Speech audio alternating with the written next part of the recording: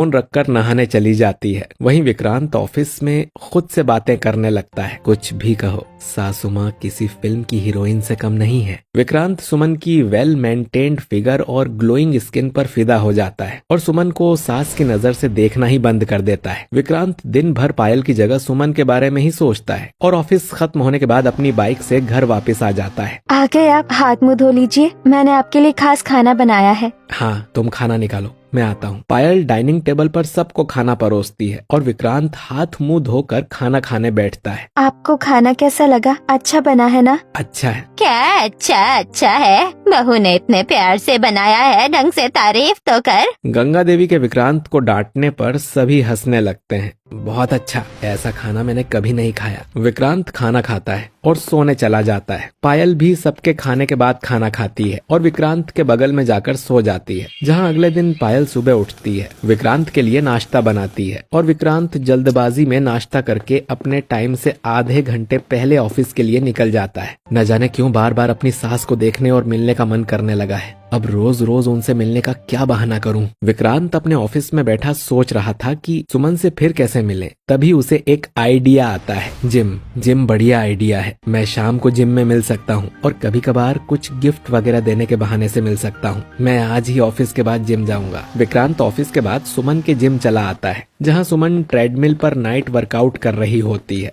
अरे दामाद जी, आप यहाँ? हाँ, मैंने सोचा जब आप फिट रहने के लिए जिम कर सकती हैं तो मुझे भी तो जिम करना चाहिए। Good decision. Gym is good for health. तो कहाँ से स्टार्ट करोगे? आपके साथ ही जिम करूंगा। विक्रांत सुमन के बगल वाले ट्रेडमिल पर चढ़ जाता है और सुमन से बातें करते हुए एक्सरसाइज करने लगता है। एक्सरसाइज के दौरान विक्रांत की पूरी नजर सिर्फ सुमन पर होती है। ओके, मेरी एक्सरसाइज पूरी हो गई, अब मैं घर जा रही हूँ। आप तो बहुत ज्यादा थक गई हैं। चलिए, मैं आपको घर पहुँचा देता हूँ। नहीं, इसकी कोई जरूरत नहीं है, मैं चली जाऊंगी। जरूरत कैसे नहीं है? आप बैठिए बाइक पर, मैं अभी आपको पहुँचा देता हूँ। ठीक है, तुम इतना फोर्स कर रहे हो तो चलो। विक्रांत अपनी बाइक से सुमन को सुमन के घर के बाहर उतारता है। ठीक है, अब मैं चलती हूँ। एक मिनट, मैं आपके लिए कुछ लाया था। ये 1 पीस ड्रेस आपके लिए। सुमन थोड़ा सोचती है, फिर वैसे मैं ये लेती तो नहीं, पर तुम्हारी चॉइस अच्छी होती है तो मैं ले लेती हूँ। सुमन को महंगे गिफ्ट्स की आदत थी और विक्रांत के महंगे गिफ्ट्स भी सुमन को धीरे धीरे अच्छे लगने लगे थे। इसीलिए सुमन विक्रांत से गिफ्ट लेकर अपने घर चली जाती है